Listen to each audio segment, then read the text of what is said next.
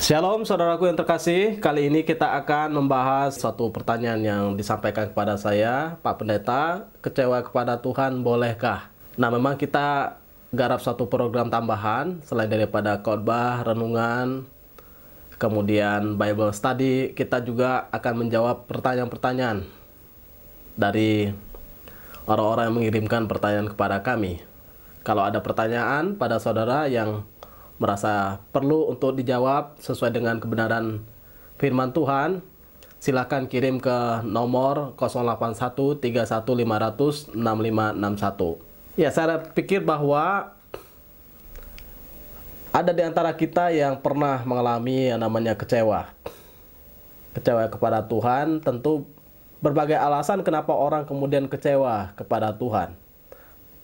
Mengapa orang bisa kecewa kepada Tuhan? Ya, bisa jadi mungkin dia sakit, tidak kunjung mengalami sembuh.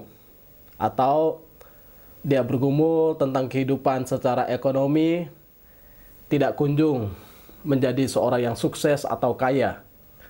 Atau ada orang kaya kemudian tiba-tiba menjadi miskin, terpuruk, mengalami satu kehidupan yang tidak nyaman. Kemudian ada orang yang mengalami trauma, karena mungkin dipukul, disiksa, atau kemudian diperlakukan tidak baik oleh orang di sekitarnya. Entah itu orang tua, entah itu atasan, lain sebagainya. Kemudian ada orang yang kecewa kepada Tuhan, dia bertanya kenapa hidup selalu susah, selalu sengsara, selalu penuh dengan pergumulan, penderitaan, dan tidak ada habisnya, bertubi-tubi kadang-kadang yang dihadapi oleh seseorang. Ada kemudian orang kecewa karena dia sudah sungguh-sungguh melayani Tuhan, kok masalah nggak selesai-selesai, masalah tambah lagi, justru ada masalah yang baru. Bahkan kemudian pertanyaannya adalah kenapa saya tidak diberikan pasangan? Atau diberikan pasangan yang kasar, tidak mengasihi, justru melakukan kekerasan, perselingkuhan, lain sebagainya. Atau berikutnya adalah kenapa saya sudah sungguh-sungguh melayani Tuhan, saya rajin datang ke gereja, saya rajin beribadah, saya rajin memberikan persembahan, perpuluhan, bahkan yang lain saya support, ternyata saya tidak punya anak atau belum diberikan karunia anak oleh Tuhan. Nah, menjawab pertanyaan-pertanyaan seperti ini sebetulnya bukan hanya kita yang ada di sekarang ini yang pernah kecewa kepada Tuhan, namun orang-orang masa lampau, mereka yang ada di perjanjian lama maupun juga di perjanjian baru pernah mengalami kecewa kepada Tuhan. Misalnya seorang permazmur bernama Asyab, dia pernah kecewa pada Tuhan di Mazmur 73. Dia lihat bagaimana orang-orang berdosa hidupnya lancar, gemuk, sukses. Mereka leluasa mengatai Tuhan, justru sepertinya hidup mereka diberkati oleh Tuhan. Berbalik dengan kehidupannya yang taat kepada Tuhan, ternyata penuh dengan penindasan, penuh dengan pergumulan, bahkan seperti kutuk yang menghampiri dirinya. Artinya kesuksesan tidak dia nikmati. Dia melihat bahwa kok orang-orang yang jauh daripada Tuhan enaknya hidupnya. Saya yang dekat dengan Tuhan, berbakti pada Tuhan, melayani Tuhan, justru saya penuh dengan pergumulan. Bahkan setiap hari saya kena tulah dikatakan oleh dia. Karena cara pandang dia masih cara pandang duniawi. Dia melihat dengan cara-cara duniawi sehingga terjebak dalam situasi itu. Nah, ketika dia melihat dengan cara pandang sorga, pandang rohani, maka dia bisa melihat akhir daripada hidup orang-orang ini yang hidup berbuat dosa, lancar gemuk kehidupan mereka, kemudian mereka sepertinya leluasa mengatai Tuhan. Ternyata Tuhan tempatkan mereka di jalan yang licin. Dia pernah rasa kecewa pada Tuhan, tetapi kemudian Tuhan menunjukkan satu kebenaran, sehingga dia berkata, aku ingin dekat dengan Tuhan, ingin menceritakan segala pekerjaan dan kemuliaan namanya. Istri Ayub juga kecewa pada Tuhan. Kenapa? Karena dia melihat Ayub adalah orang yang saleh, dekat dengan Allah, menjauhi kejahatan, ya tentu tidak hidup dalam dosa. Dia berbeda dari kehidupan orang lain. Dia membantu orang-orang yang susah. Yatim piatu dia tolong. Dia menjadi tangan bagi orang miskin. Tapi ternyata yang terjadi adalah kemudian dia kehilangan harta bendanya, kehilangan anaknya, kehilangan semua kekayaannya. Dia bahkan kehilangan kesehatannya. Puncaknya adalah mulai dari kepala sampai ujung kaki, penuh dengan borok. Dia harus menggaruknya dengan beling. Hidupnya begitu sengsara. Teman yang tadinya lumayan setia karena mereka tidak berbicara selama 7 hari, mereka ingin menghibur Ayub, ternyata nggak tahan juga. Mereka berkata bahwa apa yang terjadi pada Ayub itu adalah karena dosa. Nah, kemudian istri mengalami satu kekecewaan. Berkata, ya sekarang di mana Tuhan Allahmu? Ya sangkal dia, kutukilah dia, dan matilah. Karena tidak melihat tangan Tuhan turun atas Ayub menolong dia. Sehingga istrinya rasa kecewa. Istrinya pikir kalau Tuhan ada, kalau Tuhan begitu mengasihi, kenapa suami saya mengalami penderitaan sampai titik seperti ini? Kemudian Yunus kecewa pada Tuhan. Kenapa Yunus kecewa pada Tuhan? Karena bagi Yunus orang Niniwe itu pantaslah dihukum oleh Tuhan. Ternyata Tuhan meminta supaya Yunus pergi ke Niniwe untuk mengabarkan kabar baik supaya mereka mengerti kebenaran, supaya mereka kembali kepada Tuhan. Kecewa Yunus, marah-marah kepada Tuhan. Nah, ini seorang nabi yang luar biasa, tapi dia mempunyai pengalaman seperti itu. Pernah kecewa atas keputusan Tuhan yang di luar dari dugaannya. Kemudian ada seorang muda yang kaya raya. Dia datang kepada Yesus, guru yang baik, apa yang harus aku perbuat supaya aku masuk ke dalam kerajaan surga? Yesus katakan, jangan katakan aku baik. Kalau engkau hendak masuk ke dalam kerajaan surga, maka lakukanlah setiap hukum-hukum di dalam hukum Taurat itu. Dia berkata bahwa itu sudah saya lakukan sejak masa muda. Artinya kan itu sudah saya kerjakan secara sempurna, beres. Dengan kata lain, tidak ada alasan dong saya nggak masuk surga. Tapi Yesus berkata, hanya satu yang kurang. Kalau engkau ingin sempurna, maka jualah hartamu, ikutlah aku. Berikanlah harta itu kepada orang miskin. Nah, disitulah terletak bahwa sebetulnya hatinya bukan terikat pada Tuhan, bukan ingin melakukan sesuatu karena mengasihi Tuhan, tapi ternyata dia melakukan itu karena dia mengasihi dirinya. Sehingga begitu sedih, begitu kecewa, dan dia meninggalkan Yesus. Nah, kita perhatikan bahwa kekecewaan itu bisa saja dialami oleh tiap-tiap orang. Maka kita harus memperhatikan satu kebenaran supaya kita tidak kecewa ketika kita berhadapan dengan realitas dalam hidup ini. Dan memahami tentang siapa Tuhan yang kita percaya. Jadi apa yang membuat engkau kecewa kepada Tuhan? Yang pertama-tama, saya ingin mengajak kita untuk berevaluasi diri. Kenapa saya kecewa pada Tuhan?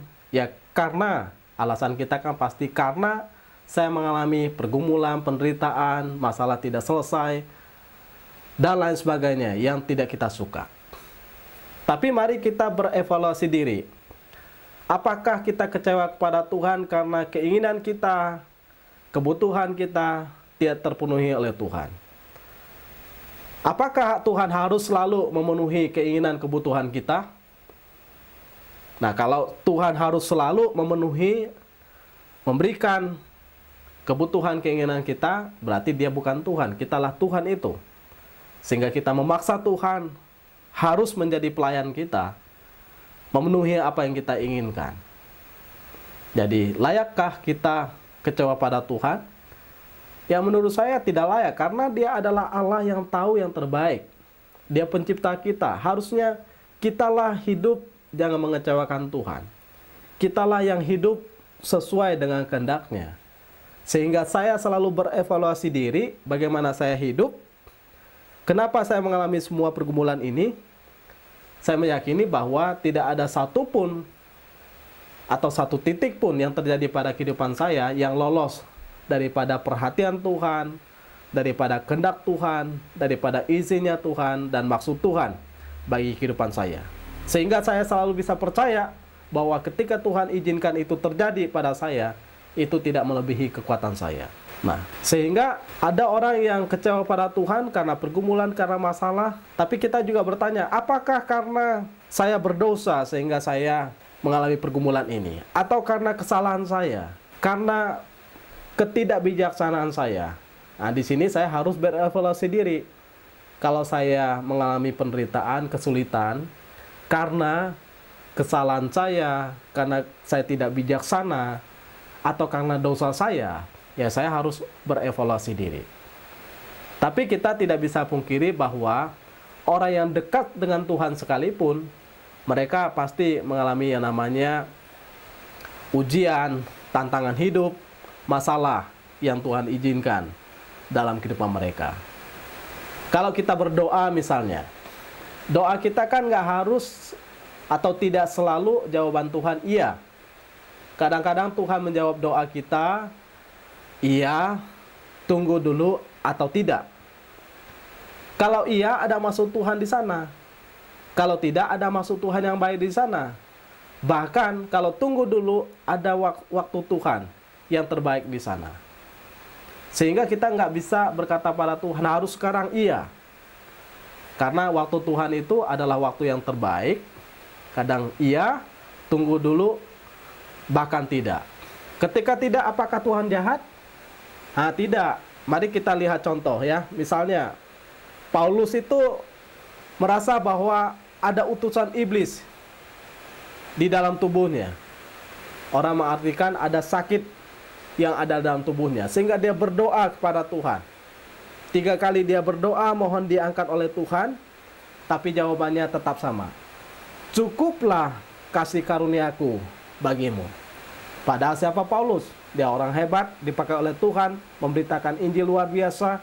Bahkan ada surat-surat pengembalaan, ada 13 surat pengembalaan yang disampaikan kepada jemaat. Tapi toh Tuhan izinkan supaya dia menerima, mengalami pergumulan. Supaya dia rendah hati, tetap tertunduk mengarahkan hatinya kepada Tuhan. Sehingga tidak ada alasan bagi dia pun berkata bahwa Tuhan itu tidak baik. Karena itu ada maksud Tuhan. Sehingga cukuplah kasih karuniaku bagimu. Berikutnya contohnya adalah Tuhan Yesus ketika dia berdoa di Taman Getsemani. Kita ingat ketika dia berdoa, dia berkata bahwa, ya Bapakku, sekiranya mungkin biarlah cawan ini lalu dari hadapanku. Artinya bahwa siapa yang meminta ini? Yang meminta ini adalah anaknya Yesus Kristus. Yang Bapa selalu berkata, inilah anakku yang kukasihi, kepadanya aku berkenan.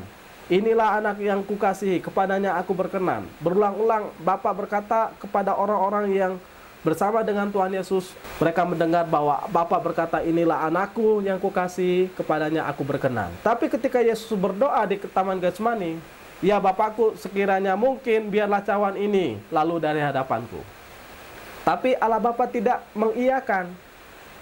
Mengapa Yesus berdoa? Karena Yesus tahu risiko yang dia tanggung, dia akan berhadapan dengan murka Allah Bapa di sorga. Dan ini sesuatu yang luar biasa. Sehingga Yesus sadar, dia memang harus berhadapan dengan murka Allah Bapa. Mengapa Yesus berdoa? Karena Yesus berinkarnasi menjadi manusia, mewakili manusia. Sehingga dia menjadi manusia yang 100%, dia Allah 100%, dia tahu konsekuensinya ketika berhadapan dengan murka Allah Bapa di sorga. Murkanya adalah murka di mana cawan itu harus ditumpahkan. Biarlah cawan ini lalu dari hadapanku. Cawan kemurkaan Allah harus ditumpahkan. Karena Yesuslah yang menanggungnya. Kalau Yesus tidak menanggungnya, maka kita akan binasa. Tapi syukurlah Allah Bapa tidak menjawab. Karena apa? Yesuslah yang menanggung murka itu. Ya kalau kita menanggung murka, kita pasti binasa. Tapi Yesus satu-satunya yang tidak berdosa, yang diperkenan oleh Allah Bapa, sehingga dia pantas membawa persekutuan kita kepada Allah Bapa di sorga, sehingga kita bisa berdamai. Jadi Yesus berdoa, beberapa kali dia berdoa. Sampai 3 kali dia berdoa. Mohon supaya biarlah cawan ini lalu dari hadapanku. Tapi Allah Bapa berkata di dalam kesenyapannya, tidak. Ketika Allah Bapa berkata tidak, apakah dia tidak sayang kepada anaknya? Apakah ketika Yesus harus naik ke salib, Allah Bapa tidak sayang kepada anaknya? Tidak. Allah Bapa mengizinkannya supaya Yesus menanggungnya, dan Yesus menjadi pribadi yang mengalirkan kasih karunia, berkat, bahkan membawa perdamaian, kehidupan bagi manusia. Kadang-kadang Tuhan izinkan, memang supaya kita rendah hati, tapi Tuhan izinkan sesuatu terjadi pada kita supaya kita mengalirkan sukacita, berkat, bahkan kasih sayang daripada Tuhan kepada orang di sekitar kita. Ini satu tanggung jawab yang Tuhan anugerahkan. Bukan karena Yesus berbuat dosa, tetapi karena Yesus menanggung dosa kita. Kadang-kadang nggak harus selalu karena kita berbuat dosa sehingga Tuhan izinkan suatu pergumulan terjadi pada kita. Misalnya seperti orang buta sejak lahir. Siapa yang berdosa? Orang tanya seperti itu. Apakah ayahnya? Atau orang tuanya? Apakah anak ini? Tidak. Jawab Yesus bahwa supaya Allah dimuliakan melalui anak ini buta. Jadi peristiwa-peristiwa yang di luar pengetahuan kita, yang kita tidak tahu, kita serahkan pada Tuhan, karena Tuhan lebih tahu di atas semua yang kita bisa mengerti, atau di luar kemampuan kita untuk mengerti. Bersandarlah pada Tuhan, supaya kita diberi hikmat. Nah, tidak hanya kita yang mengalami pergumulan, begitu banyak orang yang percaya, nabi, rasul, hamba Tuhan, gembala, penginjil, mereka mungkin menghadapi pergumulan, bahkan orang percaya yang lainnya, yang lebih berat daripada kita. Hanya mungkin kita tidak tahu. Nah, kalau kita berjumpa dengan orang tersebut, ya kita akan tahu bahwa mereka bisa menghadapi semuanya itu meskipun mereka pergumulannya begitu berat, ya karena mereka sandarkan hidup mereka pada Tuhan. Ya, saya bertemu dengan orang-orang yang lebih hebat pergumulannya daripada saya. Sehingga penghiburan bagi saya adalah ternyata waktu saya mau cengeng dengan kehidupan saya seperti ini, dengan tantangan yang saya hadapi, dengan pergumulan yang saya jalani, ada begitu banyak orang, bahkan di dunia ini mungkin ribuan orang, jutaan orang yang menghadapi pergumulan hampir sama, bahkan lebih daripada pergumulan kita. Sehingga jangan terlalu merasa diri paling luar biasa bergumul. Jangan terlalu cengeng terhadap diri kita. Tapi ingat bahwa ketika kita menghadapi pergumulan, Tuhan selalu bersama dengan kita. Jadi kita ingat bahwa ya kita manusia yang mungkin saja mengalami yang namanya pergumulan, penderitaan, bahkan masalah-masalah. Tapi ketika kita berjalan bersandar pada Tuhan, ada kekuatan demi kekuatan yang Tuhan berikan pada kita. Maka jangan bersandar pada kekuatan kita sendiri. Bersandarlah pada Tuhan. Sehingga Alkitab berkata, percayalah kepada Tuhan dengan segenap hatimu, jangan bersandar kepada pengertianmu sendiri. Akuilah Dia dalam segala lakumu, maka Ia akan meluruskan jalanmu. Kita harus percaya bahwa apapun keputusan Tuhan, itulah yang terbaik. Jadi kita jangan ngotot, masalah saya ini Tuhan harus selesaikan segera, cepat. Harusnya seperti ini. Kita kadang-kadang punya patokan terhadap Tuhan. Kita berpikir waktu kita sakit harus segera sembuh. Waktu kita tidak punya anak harus segera punya anak. Waktu kita tidak punya ini, minta mobil misalnya harus ada mobil. Kita minta rumah harus ada rumah. Kita bergumul harus segera selesai. Jadi kita minta patokan pada Tuhan, Tuhan harus segera selesai menyelesaikan pergumulan kita. Karena itu jangan memaksa keinginan kita pada Tuhan. Tetapi kita harus menaklukkan diri pada kehendak Tuhan. Karena memang mengikuti Tuhan adalah bukan bicara tentang pemenuhan keinginan diri. Tetapi bagaimana kita mau menyangkal diri. Begitu banyak orang pikir kalau kita ikut Tuhan, keinginan-keinginan kita akan dipenuhi oleh Tuhan. Tapi kita lupa menyangkal diri, bersandar pada Tuhan. Karena memang ikut Tuhan adalah sangkal diri, pikul salib, ikut Dia. Jadi ikut Tuhan itu bukan pemenuhan keinginan diri, tapi di mana kita terus menerus menyangkal diri kita, ikut pikul salib, ikut Yesus. Kita harus memandang, melihat sejauh titik Tuhan memandang dan melihat. Sejauh titik di mana Tuhan izinkan kita untuk menghadapi pergumulan. Karena segala perkara dapat kita tanggung di dalam Dia yang memberikan kekuatan pada kita. Karena Tuhan mereka-reka hal yang baik bagi kehidupan kita. Jadi, kalau kita hanya bisa memikirkan, melihat pada tahap dasar kebutuhan manusia, maka kita harus pada titik puncak, ini apa maksudnya di balik semuanya ini. Kalau hanya ini untuk pemenuhan saya, tapi saya pikir bahwa ada rencana Tuhan yang lebih besar, yang jauh daripada untuk kepentingan saya. Jadi sejauh itulah mata kita memandang. Sejauh maksud Tuhan. Sejauh keinginan Tuhan membawa kita ke sana. Kalau kita hanya mau ada di titik ini, di titik ini, di titik ini, kita kecil. Kalau kita sampai pada titik yang Tuhan mau, itulah kekuatan kita. Kadang-kadang Tuhan izinkan kita menghadapi pergumulan, masalah yang lebih berat. Kenapa? Karena Tuhan membawa kita lebih naik. Orang biasanya ketika dia makin naik, maka goncangan makin kencang. Ketika orang ada di laut, makin dia masuk ke dalam samudra, maka gelombangnya makin kencang. Nah, begitulah dengan kehidupan kita. Tapi kalau kita bertahan dalam pencobaan, kita berbahagia. Nah, mau nggak kita bertahan? Mau nggak kita melihat Tuhan, kenapa Tuhan bawa ke situ? Pasti ada maksudnya.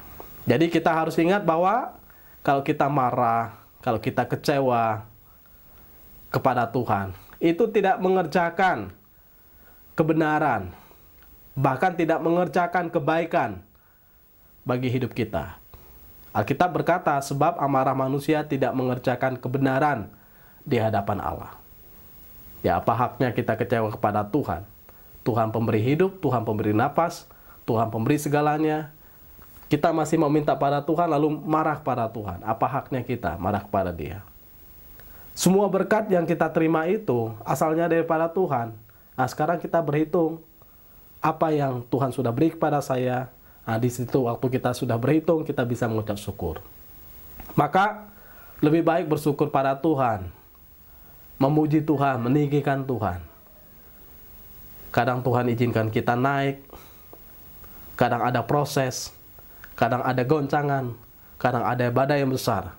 Makin kita naik, makin kita dibawa Tuhan tinggi, makin ada proses. Sehingga Raja Wali makin tinggi, makin tekanannya kuat, goncangan kuat, bahkan anginnya kuat. Tapi kenapa dia bisa terbang? Lama-lama dia bisa menikmati. Tuhan tidak pernah rugi kalau kita kecewa pada Dia. Yang rugi adalah kita, karena kita tidak pernah mengerti maksud Tuhan. Bahkan cenderung mungkin kita tertutup pikiran kita. Karena apa? Karena kita tidak luas hati kita menerima maksud-maksud Tuhan. Sehingga Tuhan mau bawa ke sana, kita pikirnya di sini terus. Kita hanya terkungkung pada keinginan zona nyaman kita. Padahal Tuhan terus membawa kita keluar dari zona nyaman ini, supaya kita makin jauh, bahkan makin jauh, sampai pada titik yang Dia kehendaki. Sehingga ketika Azab bergumul, cemburu, iri, marah, karena melihat kok orang berdosa, orang jahat sukses, mereka kaya raya, mereka berhasil, mereka lancar, tidak pernah sakit, selalu sehat, mereka bisa mengata-ngatai Tuhan. Tetapi ketika dia bisa melihat kemana Tuhan sedang izinkan mereka pergi, dia bisa bersyukur. Karena apa? Ternyata Tuhan itu baik pada dia. Tuhan menjaga kehidupan dia, meskipun sepertinya setiap hari dia kena tulah. Sehingga di dalam Mazmur 73:27-28, Asyab berkata kepada Tuhan, sebab sesungguhnya siapa yang jauh daripadamu akan binasa. Kau binasakan semua orang yang berzina dengan meninggalkan Engkau. Tetapi aku suka dekat pada Tuhan, Aku menaruh tempat perlindunganku pada Tuhan Allah, supaya dapat menceritakan segala pekerjaannya. Kalau ada masalah, jangan jauh daripada Tuhan, dekat pada Tuhan. Kalau ada pergumulan, jangan kecewa pada Tuhan. Taruh hidup pada Tuhan. Karena orang yang meninggalkan Tuhan, mereka mengalami kerugian, bahkan kebinasaan. Tapi orang yang suka dekat dengan Tuhan, menaruh diri dalam perlindungan Tuhan, mereka yang menceritakan pekerjaan Tuhan, pekerjaan Tuhan. Mau nggak kita menceritakan pekerjaan Tuhan? Izinkan Tuhan memakai kita, izinkan Tuhan memproses kita, izinkan Tuhan membawa kita pada titik yang Dia kehendaki. Sehingga jangan kecewa pada Tuhan. Mungkin kita menghadapi tantangan rintangan. Bahkan sebagai hamba Tuhan pun kita tidak berhak kecewa pada Tuhan. Kita harus bertekun, berserah diri pada Dia. Karena memang orang yang menjadi alat Tuhan pasti diproses, pasti menghadapi goncangan-goncangan dalam hidup, bahkan menghadapi mara bahaya. Bahkan kadang bisa menghadapi yang namanya ancaman-ancaman.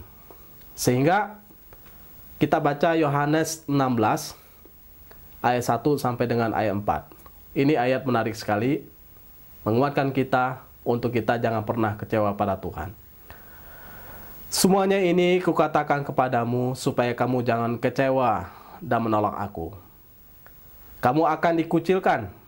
Bahkan akan datang saatnya bahwa setiap orang yang membunuh kamu akan menyangka bahwa ia berbuat bakti kepada Allah. Mereka akan berbuat demikian karena mereka tidak mengenal baik Bapamu maupun aku.